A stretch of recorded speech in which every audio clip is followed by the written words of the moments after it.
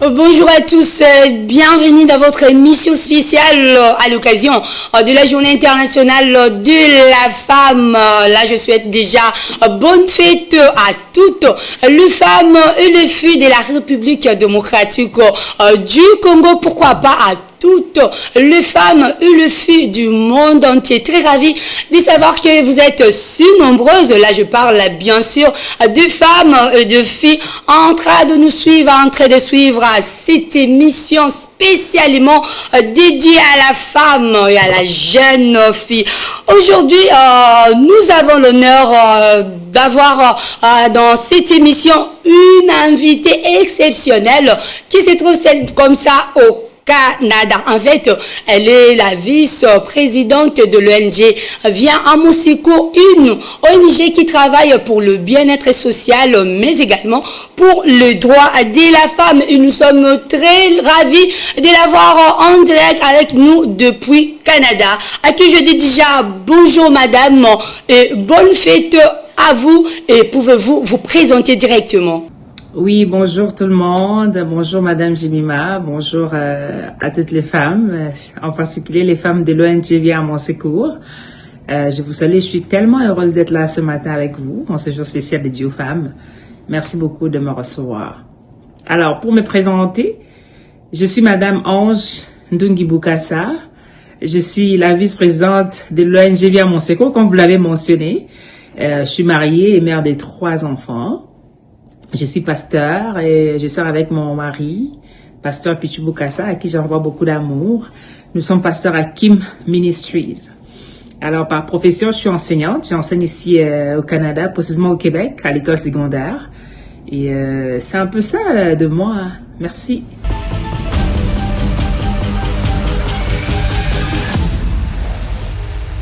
Voilà, merci beaucoup madame d'avoir accepté notre invitation depuis Canada. Voilà, je vous signale que nous sommes en direct avec notre madame qui se trouve comme ça au Canada. Dans cette émission, nous allons un peu discuter avec vous sur l'importance de la Journée internationale de la femme, parce qu'aujourd'hui nous fêtons déjà, aujourd'hui c'est déjà le 8 mars où nous fêtons comme ça la Journée internationale de la femme. Mais avant de commencer, pouvez-vous nous dire un mot sur votre ONG Viens à mon secours?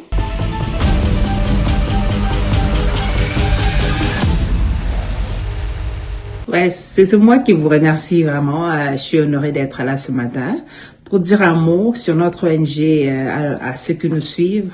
Je dirais que notre organisation, elle est basée au Congo. Nous sommes bien évidemment non gouvernemental. Nous travaillons pour le développement communautaire, la solidarité de nos communautés et beaucoup plus sur l'autonomisation et la promotion de la femme. Nous apportons un changement positif dans nos communautés avec le moyen que nous avons, selon aussi que Dieu nous dirige. Donc là, nous avons notre siège social national à Kinshasa, mais nous avons aussi des représentations dans diverses provinces du Congo. Oui, donc nous avons des représentations provinciales au Kwilu, dans le Kwango, dans le Haut-Katanga, dans les Kasaï et aussi dans les Sud Kivu. Ben, c'est vrai que nous sommes aussi partis au-delà des frontières.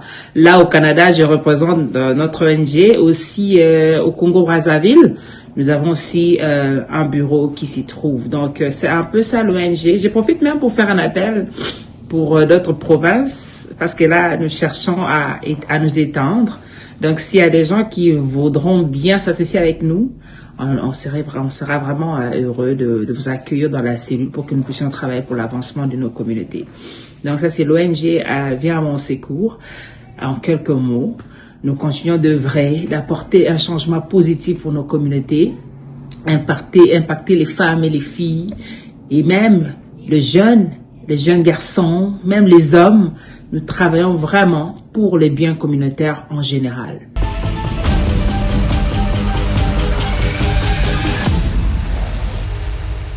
Merci madame. Nous allons maintenant parler de l'importance de la journée internationale de la femme. Mais d'abord, un petit mot pour nos téléspectateurs qui nous suivent également assez nettement sur les thèmes de cette année qui est droit, justice, action pour toutes les femmes et les filles. Qu'est-ce que cela signifie pour vous, madame?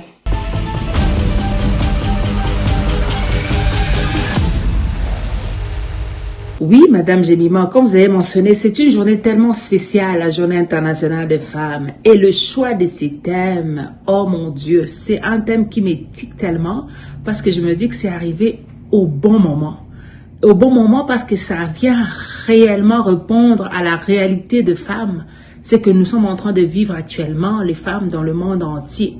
Nous parlons de droit, justice, action pour toutes les femmes, pour toutes les filles. Ça, quand on voit le mot droit, justice et action, ça paraît comme étant des mots très simples, mais ça regorge tellement de significations pour notre réalité actuelle.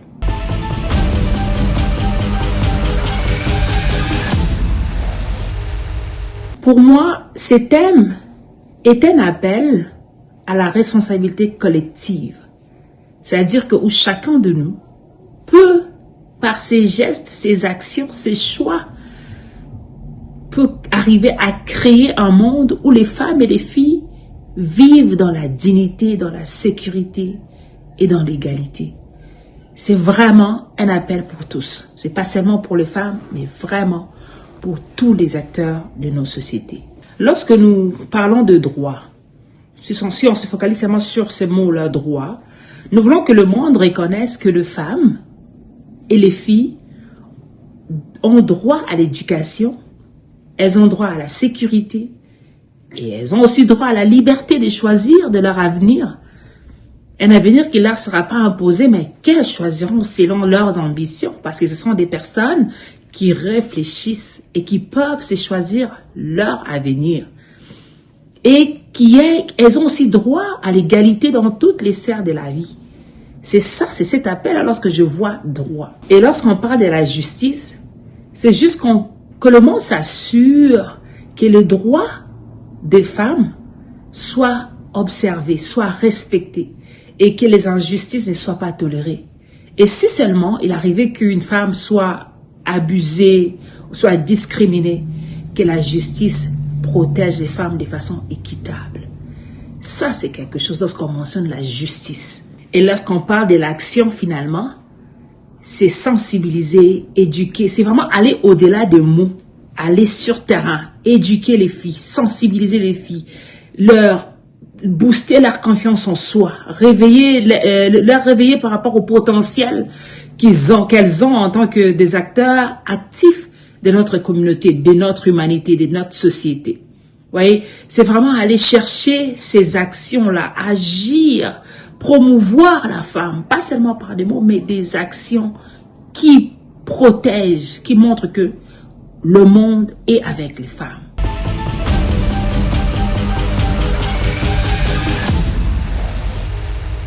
Alors, pour moi, droit, justice, action pour toutes les femmes et filles signifie que chaque fille, chaque femme, peu importe son origine, peu importe sa culture, sa tribu, peu importe sa race, peu importe son niveau social, doit avoir les mêmes opportunités, doit avoir la même protection, doit avoir le même respect dans la société.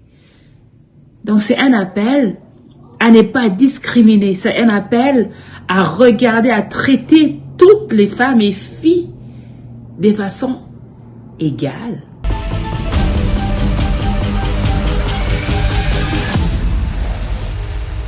Alors, selon vous, quels sont les principaux défis que les femmes et les filles rencontrent aujourd'hui en matière de droit et de justice?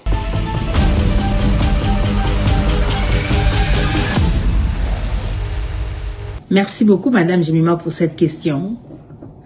J'avais tellement hâte de répondre à cette question parce que c'est ça même le socle de notre combat. C'est ça l'essence même de cette journée internationale des femmes. Nous avons tellement de défis en matière de droit et de justice que nous devons relever. Alors là, si je dois vous énumérer quelques défis, je commencerai par les violences dans tous les sens du mot.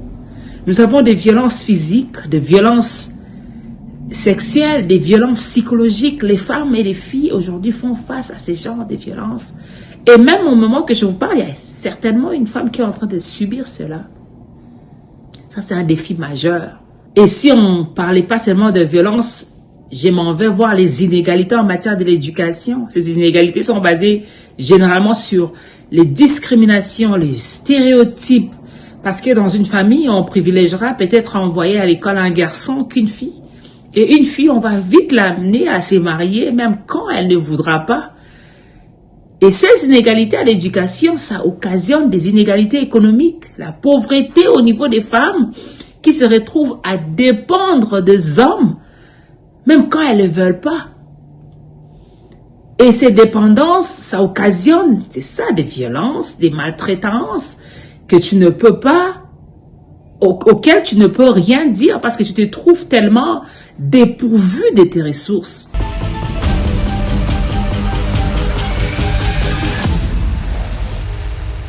Un autre défi majeur que je pourrais bien énumérer serait la représentation, la sous-représentation des femmes plutôt au milieu décisif, dans les sphères des prises de décision.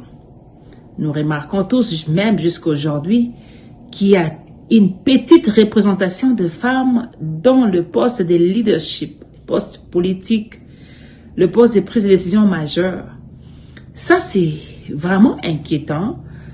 Parce qu'imaginez, s'il y a des décisions qui doivent être prises pour moi et que je ne suis pas impliquée, mais ça ne me sert à rien, ça ne me servira pas ces décisions-là. Je dois être impliquée dans la prise des décisions. Mais c'est dommage, comme je disais, parce que une inégalité à l'éducation occasionne toutes les autres inégalités. Vous voyez, ce sont vraiment des défis majeurs que nous, les femmes, nous devons relever.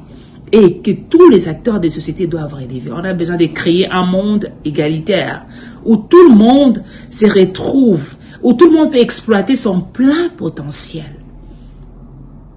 La sous-représentation de femmes dans des milieux de décision, c'est un défi encore majeur pour nous les femmes aujourd'hui. Et lorsque nous parlons même de justice, l'accès à la justice pour les femmes, c'est pas la même affaire que les hommes. On a l'impression que les femmes sont comme obligées, c'est comme on dit par défaut, de subir l'injustice. Ça ne peut pas continuer comme ça.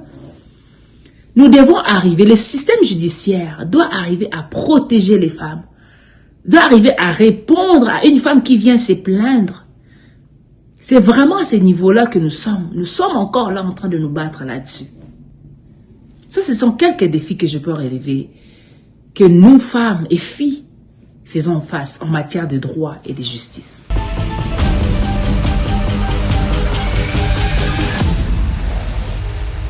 Considérant tous ces défis que je viens de mentionner, nous voyons qu'il est tellement essentiel, il est vraiment essentiel que nous puissions travailler collectivement afin de garantir non seulement les droits, mais aussi la justice et des actions concrètes qui feront que les femmes et les filles retrouvent leur place dans nos communautés et qu'elles aient accès à toutes les opportunités, à la liberté, à la sécurité et aux mêmes chances.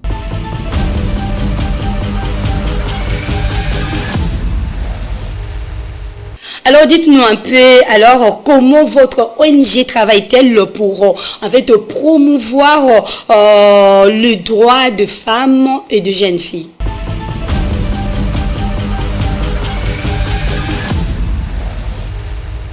Merci beaucoup pour cette question. Nelson Mandela disait que l'éducation est une des armes puissantes pour changer l'humanité. Et nous, l'ONG Via Mon Secours, nous adhérons tellement à cela. Qu'est-ce que nous faisons pour promouvoir les droits des femmes et des filles?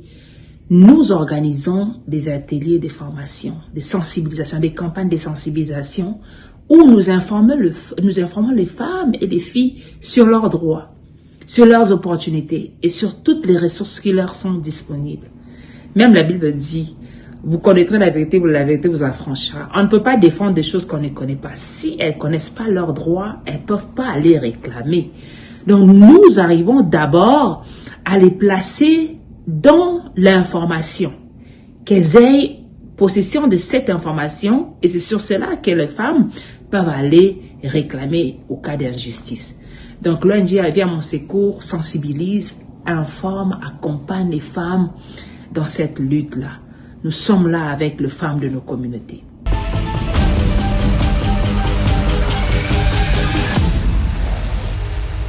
Pour promouvoir les droits et la justice pour les femmes, nous encourageons aussi l'autonomisation des femmes. Nous encourageons les femmes à utiliser leurs compétences, à les développer, leur leadership pour qu'elles puissent être indépendantes.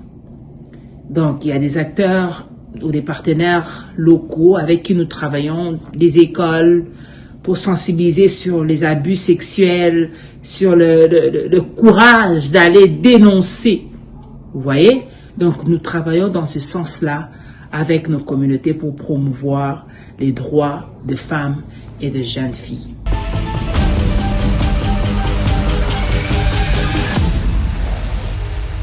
Donc, notre objectif est de contribuer concrètement à bâtir une nation ou un monde où chaque femme, chaque fille pourra s'épanouir, pourra faire entendre sa voix et pourra réaliser son plein potentiel.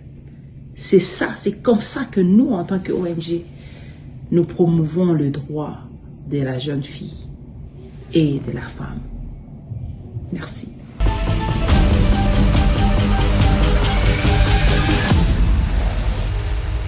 Et quelles sont les actions concrètes que les gens peuvent prendre pour soutenir les femmes et les filles dans leur communauté?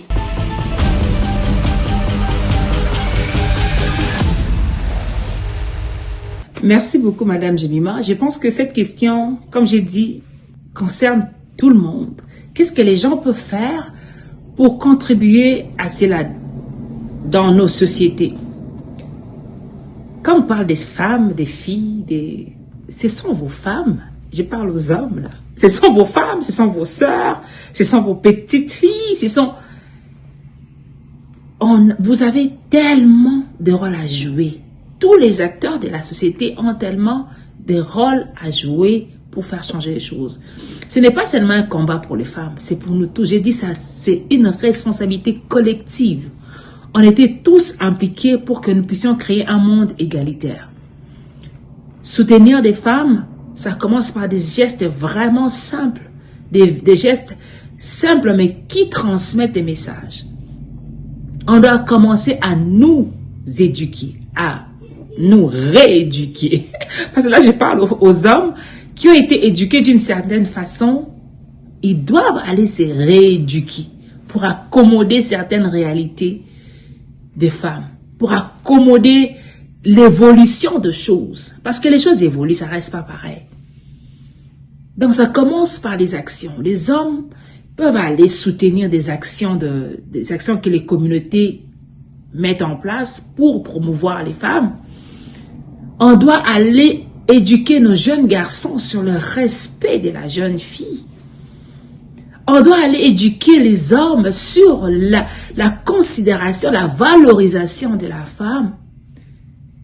En même temps que nous devons faire cela, les hommes aussi, en tant que des leaders de foyer, ils ont ce même rôle-là à jouer.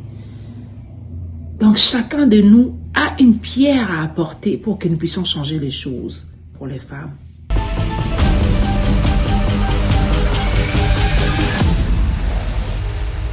Lorsque vous connaissez qu'une femme est abusée, une femme est discriminée, ayez le courage, venez de l'avant dénoncer. Ça ne peut peut-être pas être une personne de votre famille, mais c'est une femme pareil, c'est une humaine qui subit des choses qu'elle ne doit pas subir. Vous ne pouvez pas normaliser, on ne peut pas normaliser les souffrances de femmes, on ne peut pas normaliser l'injustice faite aux femmes. Donc, je crois fermement que les hommes aussi peuvent faire quelque chose dans cela. Arrivons à dénoncer, arrivons à parler, arrivons même à arrêter. Posons des actes, des actions responsables qui nous conduisent vers un monde équitable où tout le monde se sent heureux de vivre. Merci beaucoup.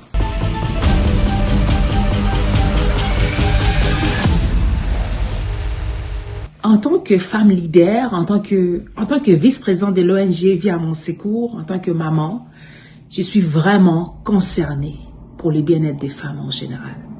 Donc moi, j'encouragerais même les femmes. Si vous vous sentez abusée, manipulée, allez demander justice. Si la justice ne vous est pas donnée, continuez à demander justice jusqu'à ce que la justice vous soit rendue. Parce que vous avez droit à cela.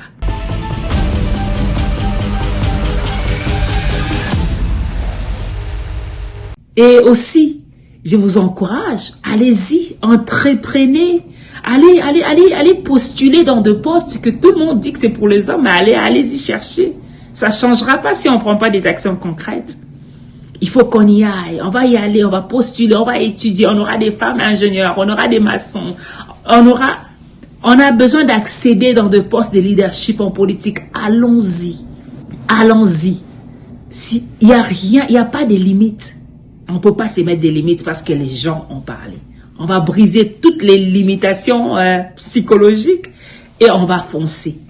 C'est comme ça que les choses vont changer. C'est comme ça qu'on arrive à devenir leader et à impacter les autres.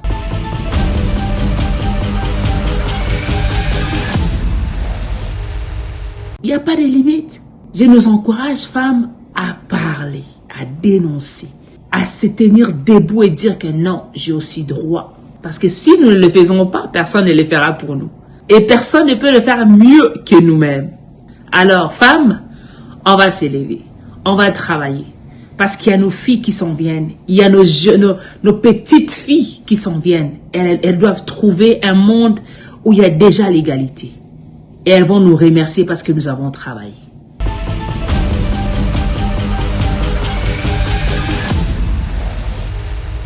Et en parlant de votre ONG Vie à mon secours, dites-nous un peu quels sont vos prochains projets pour promouvoir l'égalité de genre.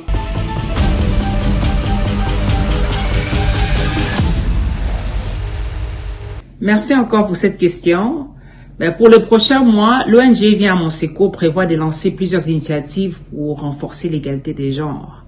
Donc nous souhaitons d'abord établir des campagnes de sensibilisation dans les écoles et dans la communauté en général, toujours dans le but d'établir le respect, l'égalité et puis l'accès à l'éducation pour les filles dès leur plus jeune âge. Ça, pour nous, c'est quelque chose qui est vraiment très capital.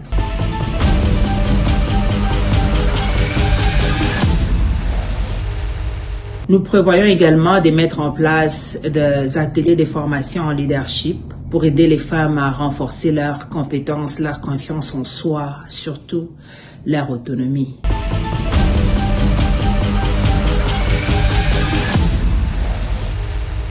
Et aussi, comme je vous l'avais mentionné au début, nous travaillons avec des partenaires. Donc, nous prévoyons encore renforcer nos partenariats avec les institutions communautaires locales pour quand même toucher un plus grand nombre de femmes et puis avoir un impact durable pour nos communautés.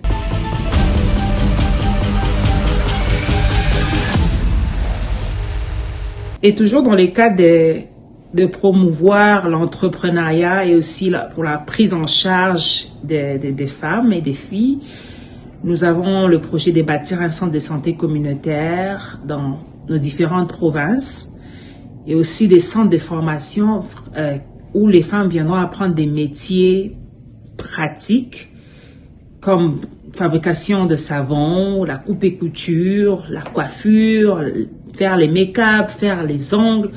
Donc, nous prévoyons de projets comme ça pour permettre aux femmes de vraiment se prendre en charge, d'être autonomes, de ne dépendre de personne et de n'attendre rien de personne.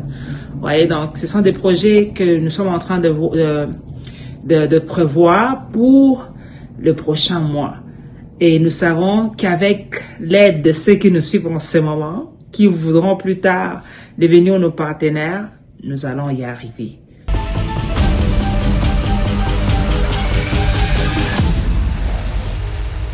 Donc, notre vision est de continuer à créer des initiatives qui permettront aux femmes de retrouver leur place dans la communauté, de s'épanouir et puis de contribuer même à leur communauté. Merci.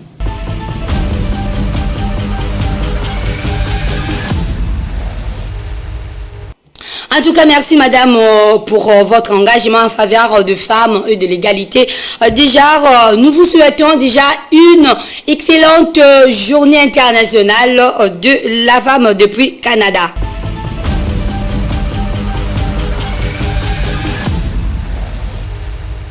Ah ben non, c'est moi qui vous remercie. Merci beaucoup de m'avoir reçu. Moi, c'est un plaisir pour moi de faire démener ces combats pour mes sœurs, pour mes filles.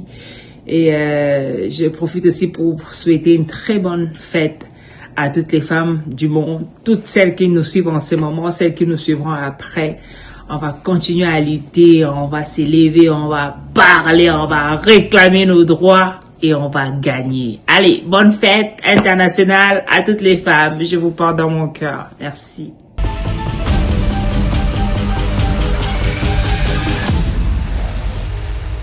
Voilà, c'est la fin de cette émission spéciale dédiée à la femme. Merci de l'avoir suivi. Excellent studio programme sur Télé 7. Portez-vous bien. Je vous aime. Ciao.